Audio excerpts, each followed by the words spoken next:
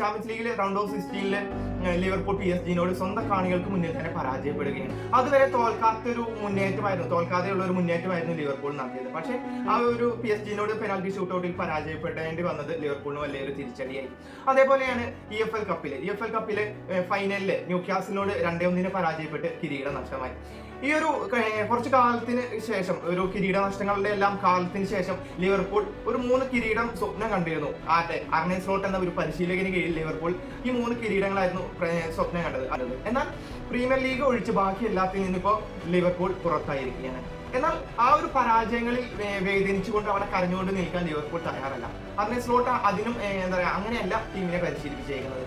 എവർട്ടനെ 1 ഗോളിന് പരാജയപ്പെടുത്തി Liverpool premier ലീഗിൽ 73 പോയിന്റുകളാണ് ഇപ്പോൾ നിലവിലെ പ്രീമിയർ ലീഗിലെ ലിവർപൂളിനുള്ളത്. എന്ന് പറഞ്ഞാൽ 2ാം സ്ഥാനത്തുള്ള ആർസണലിനേക്കാളും 12 പോയിന്റ് ആണ് ഇപ്പോൾ ലിവർപൂളിന് ലീഡുള്ളത്. ഇപ്പോൾ ഒരു മഹാ അത്ഭുതങ്ങളൊന്നും സംഭവിച്ചിട്ടില്ലെങ്കിൽ ഉറപ്പായിട്ടും ലിവർപൂളിന് തന്നെയാണ് പ്രീമിയർ ലീഗ് ഉറപ്പിക്കാം എന്നൊരവസ്ഥ തന്നെയുണ്ട്.